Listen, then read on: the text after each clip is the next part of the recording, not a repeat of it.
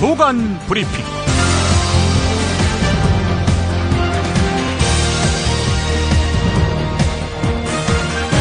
2015년 9월 3일 목요일입니다. 소위 헌법기관으로서 국회가 독립적으로 운영이 되지 않고 여당 맨날 청와대 눈치만 보지 않습니까? 예. 그러니 국회의원으로서 고유의 권한 스스로를 포기하게 되는 거죠. 그러니까 이런 여야 구조 하에서 무슨 선거제도가 어떻게 개편되겠습니까? 그렇군요. 예. 자, 그렇다면 말씀하시는 어떤 제왕적 대통령제의 폐해, 그런 병폐가 예. 나타난 사례가 있다면 뭔가요? 지금 당장 보십시오. 지금 여당의 경우에는 청와대의 눈치를 안 보고 여당이 움직일 수 있겠습니까? 여당이 예. 개헌도 하자고 했다가 의원들 다수가 개헌하자는데 청와대가 지금 개헌 논의할 때 아니라니까 쏙 들어간 거죠. 네. 또 예를 들어 지난번에 그 여당 안에 소위 원내대표 유승민 원내대표요. 예. 이것도 사실상 국회의원이 뽑은 원내대표인데 청와대 말 한마디에 가로채웠지 않습니까? 예. 이런 모든 것들이 제왕적 대통령제 하에서만 가능한 이야기죠. 그리고 제왕적 대통령제 하에서는 여당은 정권을 잡고 나면 청와대를 수호해야 하니까, 권력을 수호해야 하니까 오직 권력의 입맛대로 여당이 움직일 수밖에 없지요. 이재호 새누리당 의원이 CBS 라디오 박재홍의 뉴스쇼에 나와서 한 말입니다. 제왕적 대통령제를 개선하자는 것은 지당한 말이긴 합니다. 이재호 의원이 언급하기도 했지만 대통령이 힘주어 이야기하면 국회의원이 뽑은 원내대표도 쫓겨나는 구조에서 무슨 민주주의와 정치개혁이 가능하겠습니까? 하지만 제왕적 대통령이기는 마찬가지였던 이명박 대통령의 핵심 측근이었고 그 힘을 빌려서 4대강 사업 전도사를 차임했던 또 국민권익위원회 위원장을 지냈던 이재호 의원이 하기에는 힘이 빠지는 주장입니다. 제왕적 대통령에 대한 걱정은 이명박 집권 당시 친박근혜에게도 했던 말 아닙니까? 집권하면은 딴소리하는 정치, 이게 제왕적 대통령 문화보다 먼저 없어져야 할 관행 아닐까요? 먼저 이 시각 꼭 알아야 할 뉴스부터 짚어보겠습니다. 한국사 교과서가 국정제도로 발행을 하면 교과서는 한 종류밖에 없습니다. 그 한 종류밖에 없다면 그 교과서에 나와 있는 모든 지식을 다 외워야 합니다. 그러나 교과서가 차라리 몇 종류가 더 있다면 여러 종류의 교과서에 공동으로 나오는 지식, 개념 등을 공부하면 시험을 볼 수 있어요. 어떤 게 더 쉽겠습니까? 전국의 중고등학교 역사 교사와 초등학교 교사 2,255명이 정부 여당이 추진하고 있는 한국사 교과서 국정화 그리고 역사 과목 교육과정 개학에 반대하는 성명을 발표했습니다. 서울대학교 역사 관련 교수들도 정부의 한국사 교과서 국정화 추진 움직임에 반발하고 나섰습니다. 언제라도 긴장이 고조될 수 있는 한반도의 안보 현실을 보여주었고 한반도 평화가 얼마나 절실한가를 보여준 단면이기도 하였습니다. 박근혜 대통령과 시진핑 중국 국가주석은 최근 국제사회의 단합된 노력으로 이란 핵협상이 타결됐음에 주목하면서 의미 있는 육자회담이 조속히 재개돼야 한다는 데 의견을 같이 했습니다. 양 정상은 베이징 인민대회당에서 가진 정상회담에서 한반도 비핵화 목표를 확고히 견지한다는 입장을 재확인하면서 이런 내용을 합의했습니다. 행복주택 5,000호를 대학생에게 우선 배정하고 대학가 인근 5개 행복주택을 대학생이 50% 이상 거주하는 대학생 특화단지를 조성하며 행복기숙사도 2017년까지 30개소를 공급하겠습니다. 서민층과 중산층의 주거 지원을 강화하기 위한 주거 안정 대책이 나왔습니다.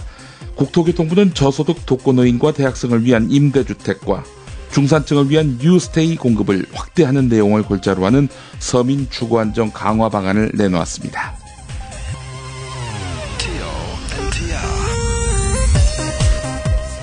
김용민의 조간 브리핑, 이담채 김치, 컴백홈 대리운전, 산양산삼 막걸리, 연지연 곰탕, 선대인 경제연구소 공동 제공입니다. 직접 담가 먹는 김치가 사 먹는 김치와 다른 이유 잘 아시죠? 내 눈으로, 내 손으로 골라야죠. 우리 걸로요. 한 포기 한 포기 직접 손으로 소금을 뿌려 절이는 가장 깨끗한 손으로 정성과 진심을 담아 이 김치 쥐앗으로 못 써요. 나쁜 병균 틈타지 말아야 하니까. 건강을 위해 소금은 적당히, 그러나 맛깔나게. 내 가족이 먹을 김치니까. 가족이 먹는 김치를 하나 더 만든다는 심정으로 만든 김치, 이담채 김치.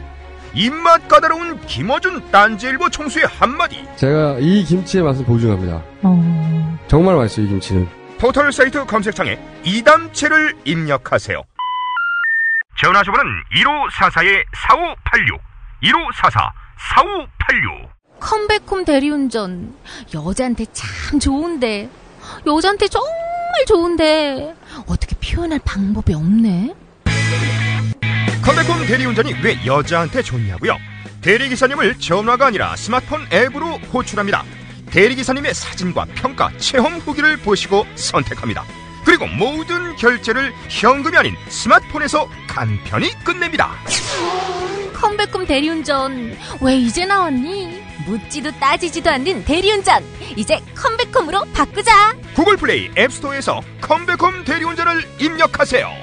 신규 고객 전용 쿠폰 번호 1818 입력하시면 기본 10,000원에 쿠폰 10,000원을 더해서 2장의 쿠폰을 선물로 드립니다. 컴백홈 대리운전, 하하, 남자한테도 좋은데 정말 좋은데. 지리산 해발 750m 청정 지역에 위치한 농장에서 직접 생산한 지리산 산양산삼. 그 산양산삼으로 만든 약선 막걸리. 진한 향기에 깊고 부드러운 맛. 이런 막걸리는 정말 처음이야. 막걸리는 쌀로 만들어야 속이 편하고 숙취가 없습니다. 밀가루를 사용하지 않고 100% 우리 쌀로 만든 전통주. 지리산 산양산삼 막걸리. 촌사람닷컴 홈페이지에서 구매할 수 있습니다. 네이버에서 촌사람닷컴을 검색하세요. 문의 1899-4188. 모든 신문들이 오늘 여러 면에 걸쳐서 박근혜 대통령 방중 뉴스를 크게 다루고 있습니다. 특히 박 대통령과 친화적 관계에 놓여있는 보수신문의 요란함은 과도할 정도입니다. 자, 이런 가운데 눈길을 끄는 기사 하나 소개하겠습니다. 한겨레 3면 기사인데요. 한중 정상회담에서 시진핑 중국 국가주석의 모두 발언이 잘못 번역돼서 기자들에게 배포되는 해프닝이 벌어졌다는 내용입니다. 어제 오후에 청와대가 처음 배포한 자료를 보면은 시진핑 주석은 한중 두 나라는 제국주의의 침략과 강점에 맞서 싸웠다. 마침내 두 민족은 목숨을 걸고 싸워서 해방을 이뤄냈다. 이렇게 말을 했는데, 항일운동 경험을 강조하고 한국과 중국이 맞서서 일본에 대항했다는 역사를 강조한 겁니다. 또한 시진핑 주석은 박근혜 대통령과 저의 협력으로 현재 한중 관계는 역대 최상의 우호 관계로 발전했다라고 언급한 것으로 나와 있는데요. 역대 최상의 우호 관계라는 최상급의 표현, 당연히 언론이 주목하겠죠. 하지만 어제 오후 늦게 청와대가 배포한 수정 자료를 보면은 이러한 주요 발언들이 오역이거나 혹은 의역의 결과인 것으로 드러났습니다. 수정된 자료를 보면은 시진핑 주석의 발언은 역사적으로 한중 양국 국민은 식민 침략에 항쟁하고 민족 해방을 위해 투쟁하는 과정에서 단결하고 서로를 도왔다. 이거였고, 한중 관계에 대해서도 한중 양국은 우호적인 이웃국가, 한중 관계는 현재 정치적 상호신뢰, 경제 무역 협력, 인적 교류가 함께 전진하는 기쁜 모습을 보이고 있다. 이런 내용이었습니다. 앞서서 역대 최상의 우호 관계, 이런 말과는 상당히 달라 보입니다. 낮은 수위로 읽혀집니다. 이에 대해서 청와대 쪽은 첫 배포 자료는 시진핑 주석의 발언을 녹음해서 사후에 듣고 번역하는 과정에서 번역을 맡은 문화원 관계자가 의역을 한 것이다. 이렇게 해명을 했는데요. 의역을 했다. 뭐 어떤 의도성이 있었던 거 아니겠습니까? 박근혜 대통령 방중 성과를 극대화하기 위한 그런 의도성. 왜 이런 짓을 하죠? 한겨레 6면으로 가보겠습니다. 자, 이번엔 중국이 아니라 북한의 메시지를 왜곡했다는 그런 논란이 야기되고 있습니다. 주로 북한이 제기하고 있는 건데요. 북한이 남한을 향해서 남북관계 개선 분위기에 저촉되는 언행을 삼가라 이렇게 경고했습니다. 북한 국방위원회는 정책국 대변인 담화를 내서 남조선 당국은 어렵게 마련된 북남 관계의 개선 분위기에 저촉되는 언행을 삼가야 한다 이렇게 말했다고 조선중앙통신이 보도했습니다. 공동보도문 발표 이후 남조선에서는 관계 개선의 분위기를 어지럽히는 언행들이 계속되고 있다면서 현 상황을 방치하는 경우 북남 관계는 기필코 대결의 원점으로 되돌아갈 수밖에 없을 것이다 이렇게 말했습니다. 북측이 문제 삼고 있는 내용은 이런 겁니다. 유감 표명의 뜻을 남한 당국이 사과로 해석하는 것입니다. 유감이란 그렇게 당해서 안 됐다라는 식의 표현에 불과한데 남조선 당국은 유감이라는 문구를 북조선식 사과로 아전인수격으로 해석하고 있다. 조선 글자의 뜻과 단어의 개념 자체도 모르는 무지의 산물이다 이렇게 말했습니다. 유감이 사과다 이렇게 확대 해석한 것 아니냐 이런 논란은 남한 내부에서도 있었죠. 청와대는 확고한 사과다. 외교적 수사로서 봤을 때 유감은 사과다. 이렇게 거듭 강조했었는데 북측에 의해 부인당했네요. 자, 이에 대해서 정준희 통일부 대변인은 이번 공동보도문에 지뢰도발에 대한 유감 표명과 관련된 문항이 들어갔다는 것이 정답이다. 국제적 관례로 보나 여러 가지 남북 간의 대화해온 경험으로 볼 때 유감 표명이 왜 들어갔는가 생각해 볼 필요가 있다. 이렇게 이야기를 했습니다. 니들이 부인해도 유감 표명은 사과의 뜻이었다. 우리 측은 그렇게 주장하고 있는 것입니다. 남북관계 관련해서 경향신문 사설이 있습니다. 국방부, 북한을 왜 자극하나 이런 내용입니다. 바로 국방위원회 정책국 대변인 담화 내용을 소재로 해서 쓴 사설인데요. 남측이 공동보도문 채택을 원칙론의 승리나 된 듯 자축하고 유감 표명이라는 문구에서 유감을 사과로 아전인수격으로 해석하고 있다는 이런 북한 측의 지적을 소개하고 있습니다. 경향신문은 사설을 통해서 사실 8.25 합의 이후 남북 당국자들은 쓸데없이 북한을 자극한 경우가 없지 않았다. 조상호 국방부 군구조개혁 추진관은 공개학술회의에서 북한 지도부를 제거하는 참수작전 개념을 언급했다. 북한이 가장 민감하게 여기는 최고 수뇌부를 겨냥한 것이다. 또 백승주 국방부 차관은 최근 일본 교도통신과의 인터뷰에서 북한이 다음 달 전략적 도발에 나설 가능성이 오히려 커졌다. 이렇게 주장했다. 북한이 8.25 합의로 체면을 구겼다는 평가가 많기 때문이란 이유였다. 북한의 자존심만 건드린 대화에 도움이 안 되는 말이다. 남북 대화가 막 시작된 지금 필요한 것은 대화의 모멘텀을 유지하는 것이다. 북측에 엄정히 대응하면서도 신중할 줄 알아야 한다. 지금처럼 남북 간 신뢰가 없는 상황에서 부주의한 말 한마디가 판을 깰 수도 있다. 특히 북한을 상대로 대비태세를 유지하는 임무를 맡은 국방부 당국자들은 더욱 이 점을 유념할 필요가 있다. 일각에서는 이번 군 당국자들의 발언을 8.25 합의에 대한 남한 내의 강경파의 거부감으로 이해하는 시각도 있다는 것을 알아야 한다. 네, 이런 내용이었습니다. 한겨레 일면 기사 보겠습니다. 국내 총생산, 이걸 GDP라고 하죠. 이 국내 총생산과 노령인구, 정부 부채 같은 사회 경제적 여건의 나라별 차이를 고려하더라도 우리나라 복지 지출이 경제협력개발기구 OECD 회원국 가운데 최하위 수준인 것으로 나타났다는 내용입니다. 국회 예산정책처가 낸 부문별 사회복지 지출 수준 국제 비교 평가 보고서를 보겠습니다. 여기서 이제 국제 비교 지수가 등장하는데요. 이거는 1인당 국내 총생산, 노령인구, 정부 부채, 실업률, 연금제도 운영기간, 기대수명, 정부 총지출 같은 우리나라와 유사한 사회경제적 여건일 때 다른 OECD 국가들에서 추정하는 복지 지출을 계산한 수치입니다. 100보다 크면은 복지 지출이 OECD 평균보다 높은 수준이고 100보다 작으면 평균에 미치지 못하는 것으로 나타나는 건데요. 우리나라는 61.98입니다. 프랑스가 30개 나라 가운데 지수가 가장 높은 것으로 나타나 있고 복지 수준이 높은 것으로 알려져 있는 스웨덴과 독일은 각각 6위, 13위였습니다. 미국 29위, 일본 28위, 영국 22위. 예. 자, 그런데 우리나라는 30개국 가운데 30위를 기록했다고 합니다. 꼴찌라는 얘기입니다. 그동안 정부와 학계 일부에서는 사회 경제적 차이를 고려하면은 우리나라의 복지 지출 수준이 OECD 국가들에 비해서 크게 낮은 편은 아니다. 뭐 이런 주장이 나오기도 했죠. 주로 새누리당 쪽에서 말입니다. 자, 그런데 국회 예산정책처는 그렇지 않다 이렇게 반박하고 있습니다. 한국일보 6면으로 가보겠습니다. 비정규직 노동자의 권익보호에 앞장서온 새정치민주연합 을지로위원회에 비정규직 당직자가 과로로 쓰러진 사실이 알려졌습니다. 이 내용은 위원장인 우원식 의원이 당이 내부의 의뢰에 대해서는 눈을 감고 있다 이렇게 비판을 하면서 알려지게 됐는데요. 을지로위원회의 비정규직 담당인 한모 팀장이 오늘 아침 과로로 쓰러졌다. 한 팀장이 과로에 과로를 거듭하고 있었구나 생각하니 위원장으로서 미안하기 그지없다. 당원으로서 공개하기 싫었던 부끄러운 일을 세상에 드러내야겠다. 한 팀장은 을지로위원회의 비정규직 담당인데 그 자신이 우리 당의 비정규직이다 이렇게 밝혔습니다.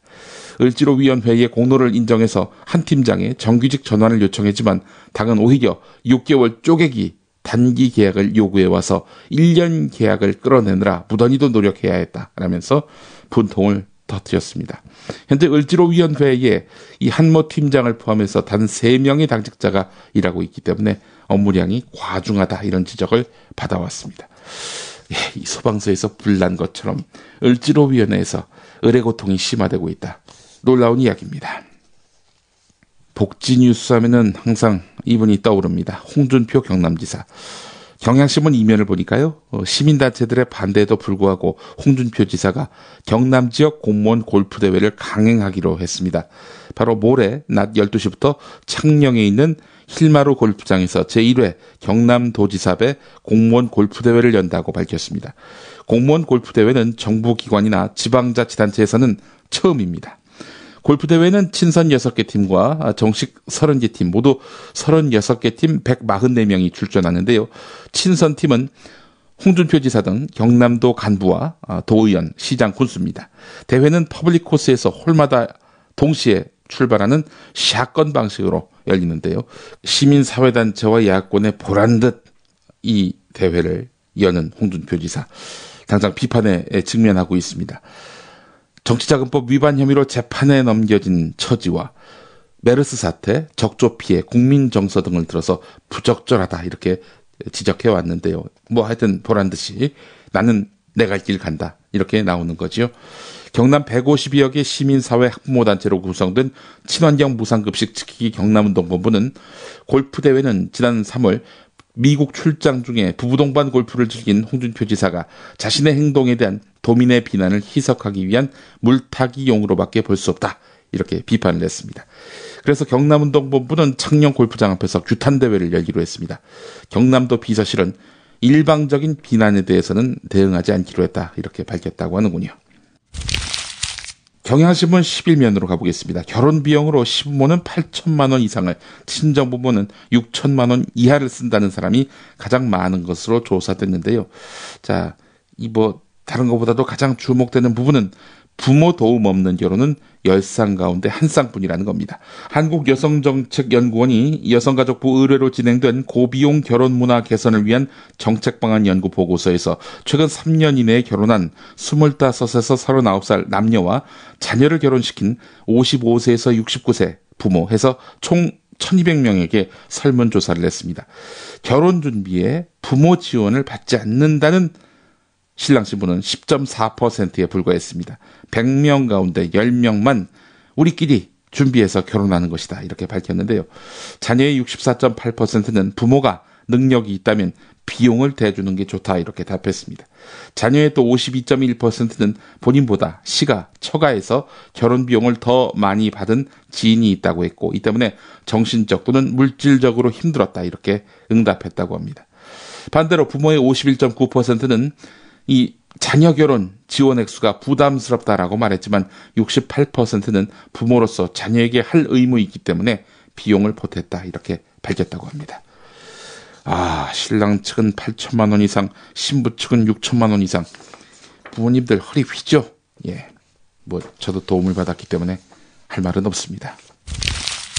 한겨레 2면으로 가보겠습니다. 정부가 내년에 임대주택 공급을 5천 가구 늘리면서 저소득 홀몸 노인과 대학생 등 주거 취약계층에 우선적으로 배정하기로 했습니다. 또 개인 소유의 낡은 단독주택, 다가구주택을 개량해서 임대용으로 활용하는 집주인 리모델링 임대 시범 사업을 1000가구 규모로 내년에 시작하되 주거 취약계층에게 우선적으로 혜택을 주기로 했습니다.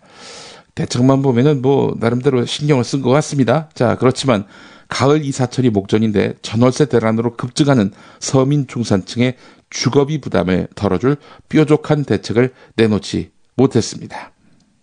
부동산 업계에서는 이번 발표가 주거 취약계층을 겨냥한 임대주택 공급과 정비사업 활성화에 초점을 맞추는 데 그쳐서 대다수 서민과 중산층의 주거비 부담을 덜어줄 내용은 사실상 담지 못했다, 이렇게 평가를 냈습니다. 예, 대책을 위한 대책일 가능성이 높아 보이는군요. 예, 전월세난 해소 대책 없으니까 못 내놓는 거겠죠. 예. 국민일보 8면 가보겠습니다. 태어날 아기의 DNA를 인위적으로 바꿔도 괜찮을까? 최근 영국 과학계에서 배아를 유전적으로 변형하는 기술을 두고 생명윤리에 대한 본격적인 논의가 필요하다는 주장이 일고 있습니다. 위험이 존재하지만 유전자 변형을 포기하는 것이 정답은 아니라는 그런 목소리입니다. 그동안 유전자 변형 기술을 유전적인 질병을 없앨 수 있다는 점에서 긍정적이지만 생명을 인간의 기술로 조작한다는 점에서는 논란이 돼 왔습니다. 이 게놈 수정 기술이 빠르게 발전하면서 유전질환 치료를 명분으로 해서 인간 배아 DNA 변형이 현실화된다는 것인데요. 합당한 규제가 없을 경우 부모가 원하는 대로 유전적으로 조작된 맞춤형 아이들이 늘어나게 될 것이라는 우려가 제기되고 있다는 겁니다. 뉴스의 재구성 듣고 오겠습니다.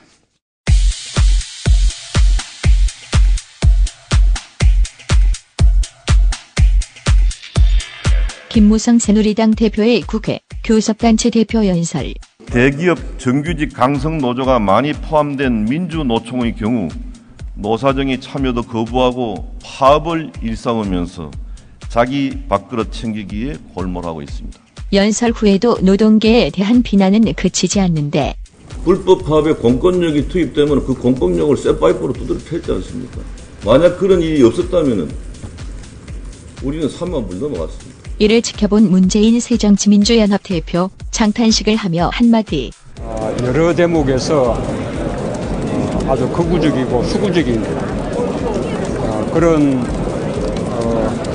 인식을 우리 노동 현실을 너무나 모르고 이런 야당에게서 박수를 받은 새누리당 교섭단체 대표 연설자가 있었으니 그는 바로 직전 원내대표 유승민. 심각한 양극화 때문에 대한민국이라는 공동체는 갈수록 내부로부터의 붕괴 위험이 커지고 있습니다. 공동체를 지키는 것은 건전한 보수당의 책무입니다. 외부의 위협으로부터 국가 안보를 지키는 것이 보수의 책무이듯이 내부의 붕괴 위험으로부터 공동체를 지키는 것이 보수의 책무입니다.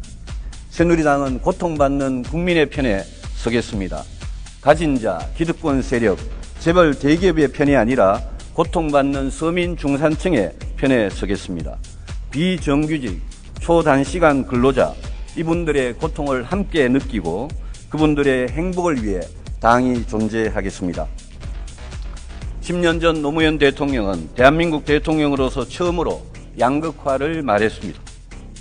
양극화 해소를 시대의 과제로 제시했던 그분의 통찰을 저는 높이 평가합니다. 새누리당은 따뜻한 공동체를 만들어가는 정당이 되겠습니다. 이와 관련한 JTBC 보도. 오늘 흥미로웠던 거는 여당에서보다도 여당에서는 거의 안 나왔고 야당에서 더 큰 열심히 박수치는 모습이 보였습니다.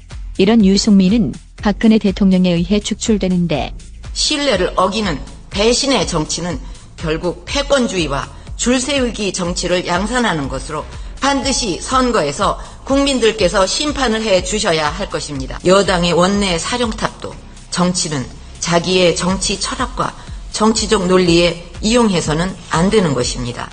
이를 지켜본 이회창 전 한나라당 대표 서울대 행정대학원 특강에서 자신이 생각하는 것만이 정의라고 독단하는 것은 아닌지 걱정을 하는 사람들이 있다는 것은 배신자라는 욕이 막 쏟아져 나오고 그리고 왕따시키는 것 같은 현상이 벌어지는 것을 보고 저는 참 이래서는 안 되는. 옛날 박정희 대통령 시절의 수직적인 통치 형태로 회귀하려는 것은 아닌지.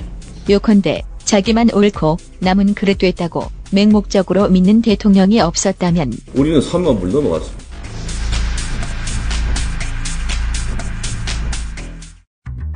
여섯 살 하늘이 밥을 잘 안 먹어요. 엄마, 나 이거 맛이 없어요. 그만 먹을래요. 엄마의 걱정은 점점 더해가는데요. 그런데 이때 택배입니다. 연지연 곰탕이 배달됐어요. 직접 도끼로 팬 장작불 위에 와규를 한가득 넣은 가마솥에서 24시간 끓인 진국. 연지연 곰탕이 하늘이 입에 들어가는 순간 맛있다. 엄마 한 그릇 더 주세요. 하늘이의 밥도둑 연지연 곰탕. 조미료 같은 첨가물이 전혀 들어가지 않아 엄마의 기쁨은 더하답니다. 연지연 곰탕은 강화군에서 김포시 방향으로 강화대교 건너자마자 있습니다. 포장 판매는 한 팩 800g에 7,000원, 7팩 이상 무료 배송합니다. 주문 전화는 010-7252-1114, 010-7252-1114. 많은 분들의 정성으로 무럭무럭 성장해온 선대인경제연구소가 출범 3년을 맞았습니다. 기존 보고서에 이어 슈퍼차이나 리포트도 새롭게 런칭합니다. 그 기념으로 경제의 큰 그림에서 찾는 기회 특집 보고서와 5대 경제 이슈 정리, 긴급 특강 등 푸짐한 혜택을 드립니다. 9월 15일까지 선대인 경제연구소 연간 구독 회원이 되시거나 구독을 연장하시는 회원에게 알차고 다양한 혜택을 드립니다. 9월 15일까지이고요. 문의 전화는 070-7584-2050.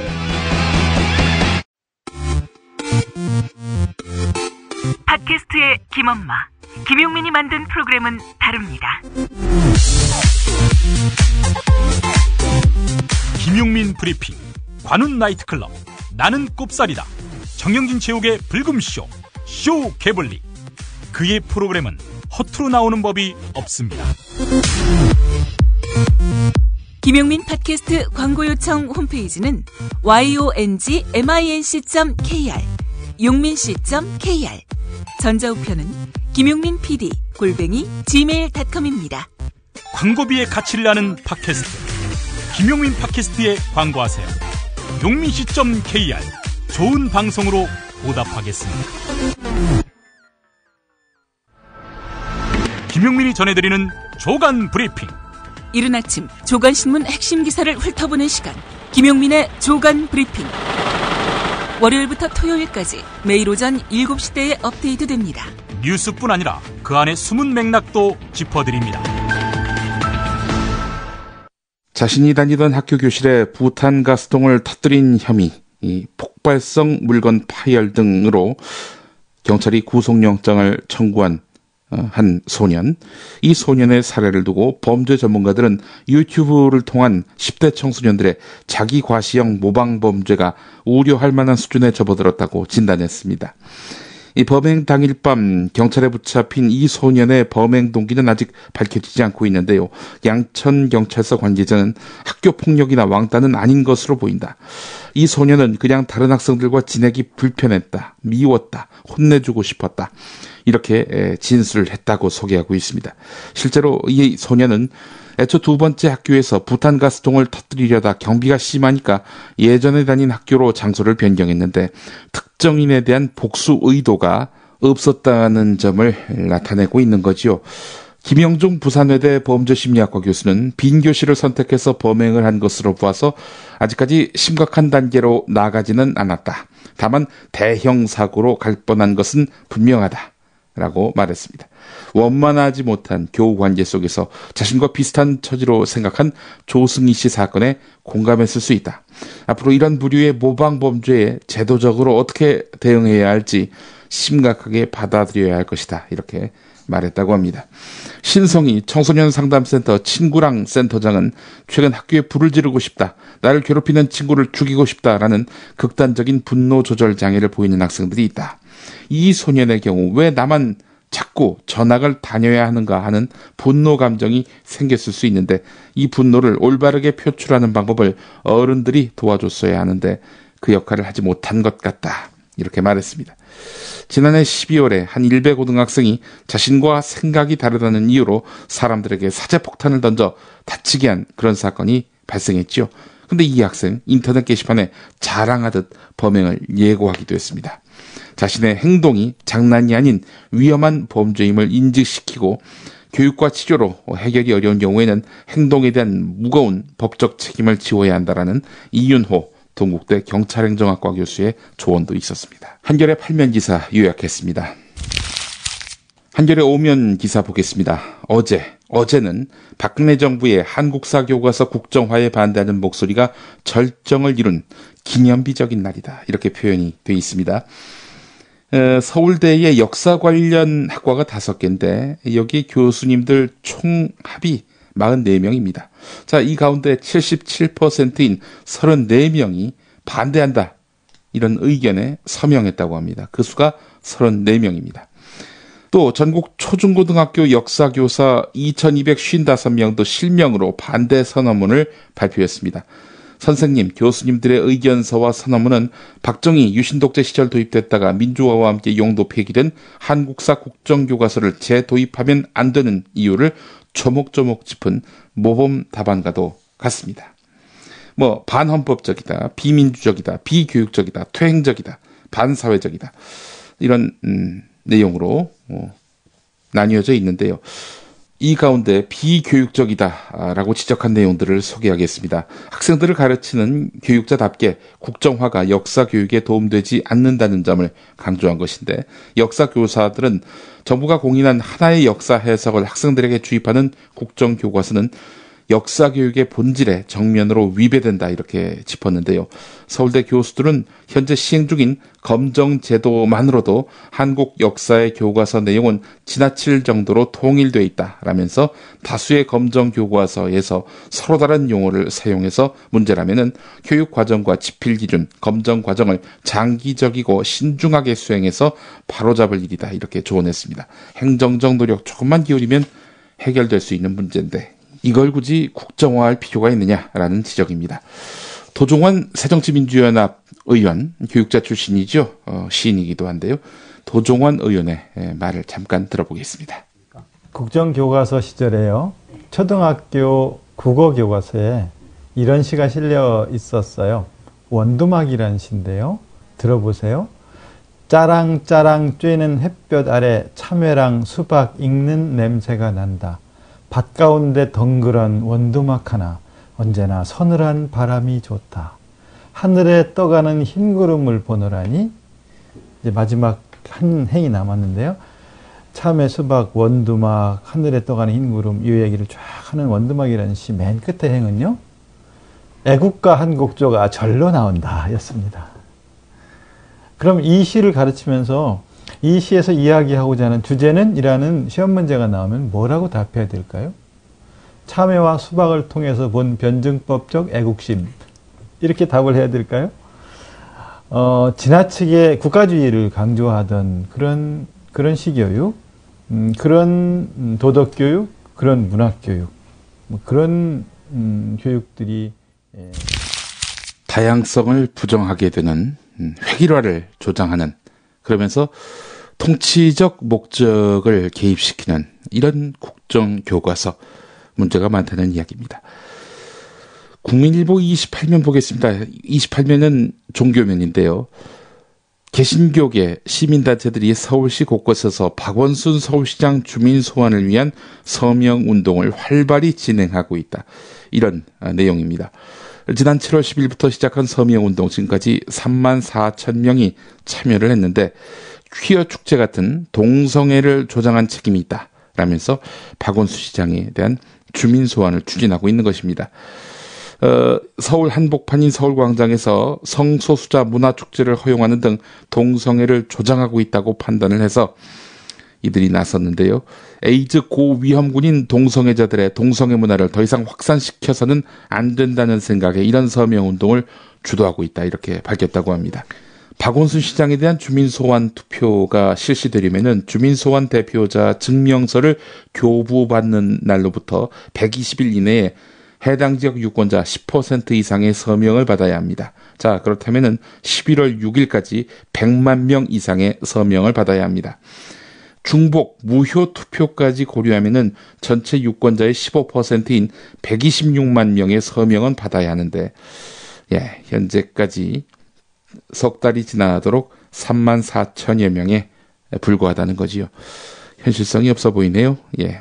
그럼에도 불구하고 국민일보 기사 제목은 박원순 시장 주민소환 서명 3만 명 넘어서 이렇게 달고 있습니다.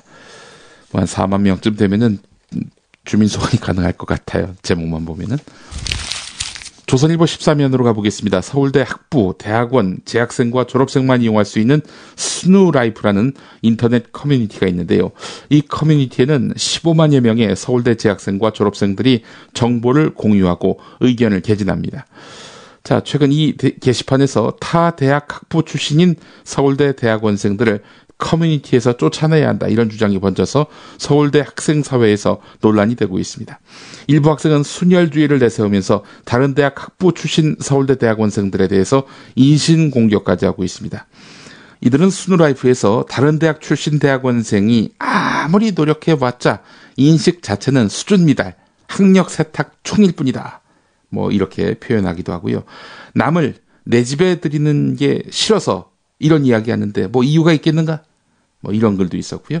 대학원생은 총학생회장 투표권이 없는 걸 보면 주인이 아니라는 뜻이다, 이런 식으로 다른 대학 학부 출신의 대학원생에 대해서 인신공격성 발언을 했습니다. 일부 학생은 다른 대학 학부 출신 대학원생을 배척하는 것이 인종차별과 다를 것이 무엇이 있느냐, 시대착오적 순혈주의라는 글을 올리면서 자제를 촉구했지만 다른 대학 학부 출신들에 대한 노골적인 적대 분위기에 덮이고 말았습니다. 이런 주장들을 보면은 서울대라고 다 같은 서울대가 아니구나, 이런 생각을 해보게 됩니다. 한없이 저렴한 일부 서울대생의 순혈주의, 비웃음만 나옵니다.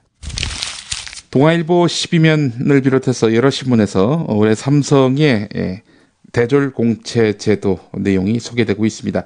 학점 제한을 없애고요, 직무와 무관한 스펙은 반영하지 않기로 했다라는 삼성 쪽의 입장이 담겨져 있습니다. 조선일보 35면으로 가보겠습니다. 김현웅 법무부 장관이 공직비리와 세금 낭비 비리 등 4가지 비리를 거론하면서 올해 하반기 부정부패를 척결하는 데 모든 역량을 결집해달라, 이렇게 검찰에 지시했다고 합니다. 이완구 전 총리가 느닷없이 법무부 장관, 행자부 장관을 대동하고 나타나서 어떤 대가를 치르더라도 부패를 발본색원하겠다 라고 목소리를 높인 것이 불과 6개월 전인데, 검찰은 제대로 준비도 안 된 상태에서 경남 기업의 비리를 캐겠다고 달려들었다가 성완종 메모가 나오는 바람에 이완구 전 총리가 사임하는 등 청와대 발등을 찍는 자해성 파동을 겪었지요. 그때 시작된 포스코 수사는 무려 6개월 동안이나 진행되고 있는 것입니다. 포스코뿐만 아니라 최근 몇 달 새 특수부가 진행 중인 몇몇 기업들 수사 역시 이렇다 할 성과가 없어서 지난 정권과 가까운 기업인 찍어내기가 아니냐는 의심만 부풀려 놓았다. 조선일보가 이렇게 지적을 했습니다. 검찰이 지금처럼 청와대 하청 수사에만 골몰하게 되면 검사들은 눈치나 살피며 살아있는 권력의 비리 근처에 얼씬 거리를 엄두를 내지 못하게 된다. 검찰은 비리 척결만 따라 외칠 것이 아니라 그동안 지난 정권을 상대로 밀어붙였던 수사에서 무엇이 잘못되었는지 반성해야 한다. 검찰이 잘못된 수사 관행을 고치지 않고 다시 부패, 비리 수사에 나서게 된다면 어떤 무리수를 둘지 아슬아슬하기만 하다, 이렇게 이야기를 했습니다. 조선일보가 이야기하는 지난 정권은 노무현 정권, 김대중 정권까지 포함되는 걸까요? 아니면 이명박 전 대통령 정권만 한정하는 것일까요? 이인호 KBS 이사장에 연임됐네요. 보니까 지난해 이사장 취임 이후 편향된 역사관과 방송 프로그램 개입 의혹으로 논란을 일으킨 당사자 아닙니까? 여당 추천 이사들의 단독 표결로 이사장직을 연임했습니다. 야당 추천 이사들은 받아들일 수 없다, 이렇게 나오고 있는데, 글쎄요, 받아들일 수 없다고 해서 부인될 수도 없는 것이고 말이죠. KBS 새노조는 노보를 통해서 이인호 이사장이 KBS와 무관한 미국에서 열린 역사교과서 관련 행사에 참여하면서 비즈니스 항공권 등 1,100만 원의 회사 돈을 썼다 이렇게 비판했습니다. 야당 쪽 이사들은 이사장 선출 직후 성명을 내서 프로그램 개입과 공금 유용 의혹을 받고 있는 상태에서 이사장으로 선출한 것은 공정성, 공익성을 구현해야 할 방송법 취지를 거스르고 국민의 의사를 배반한 행위다 이렇게 지적했습니다. 잘 아시는 대로 KBS 9시 뉴스에서 이승만 정부 망명 요청 보도를 적극적으로 문제 삼았던 인물 아닙니까? 결국 그래서 이 보도의 책임선에 놓여 있는 사람은 물론이고 이 같은 보도에 대해서 11건 이인호 이사장을 비판한 노조마저도 징계의 칼날을 휘두른 이인호 이사장 연임됐습니다. 이런 가운데 한국일보 29면을 보면은 법무부가 13년 동안 사형수를 미연해야 하는 교정봉사를 해온 소설가 공지영 씨를 교정위원회에서 돌연 해촉한 소식을 전하고 있습니다. 정치적 성향이 이유라는데 명백한 인권 후퇴이자 사상검열에 해당하는 조치라고 비판했습니다. 법무부 교정위원은 법무부 장관의 위촉을 받아서 교도소, 구치소 등에서 수용자 교화 활동에 참여하는 민간 자원봉사자인데요. 전국에 4,676명의 규모입니다. 공지영 씨는 2003년부터 봉사했고 사형수를 소재로 한 소설 우리들의 행복한 시간을 펴내서 사형제 찬반 논란을 촉발시키기도 했습니다. 한국일보 29면 가보겠습니다. 낮 최고 기온이 34도를 넘는 한여름에 두평 남짓 교도소 방에 수용 정원을 초과하는 3명이나 수용한 것은 인권 침해 행위에 해당한다는 국가인권위원회의 판단이 나왔습니다. 인권위원회는 더운 날씨에 좁은 교도소 조사거실에 3명을 수용한 것은 부당하다는 우모 씨의 진정을 받아들여서 강원도 원주교도소에 유사 사례가 재발하지 않도록 조처할 것을 권고했다 이렇게 밝혔습니다.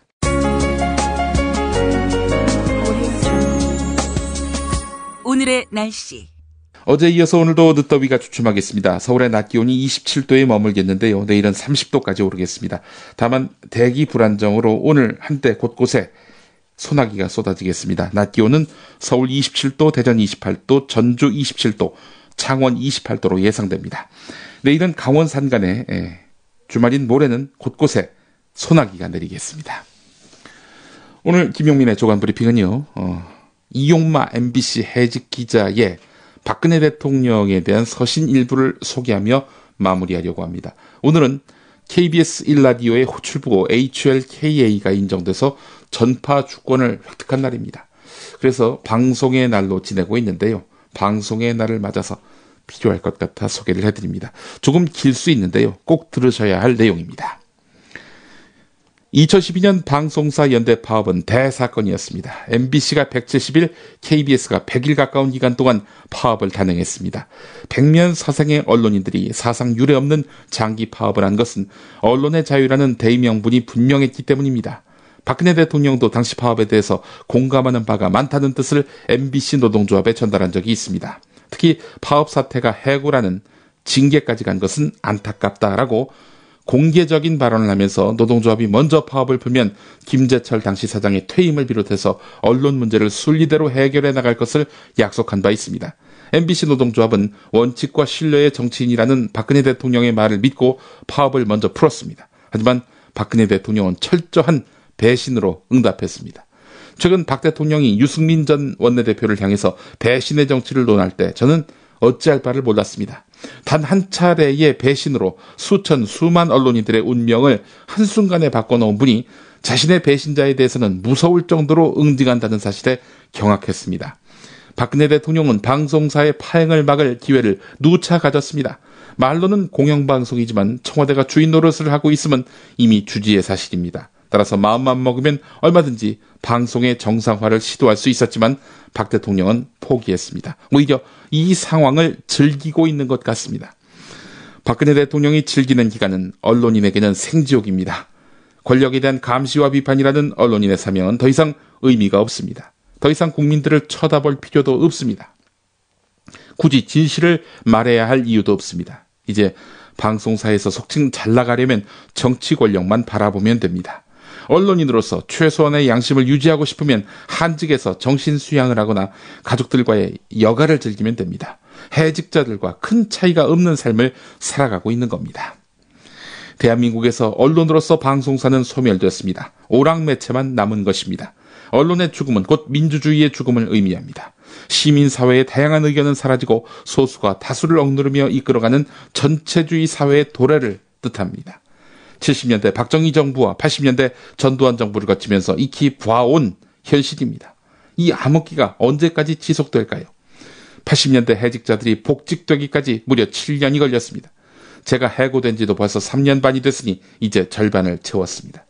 그동안 수차례의 법원 판결에서도 저희의 파업의 정당성을 인정할 정도로 민주주의가 진전됐으니 박근혜 정부는 전두환 정부보다 좀 나은 걸까요? 대통령의 답변을 기대합니다. 저도 기대하면서 오늘 마치겠습니다.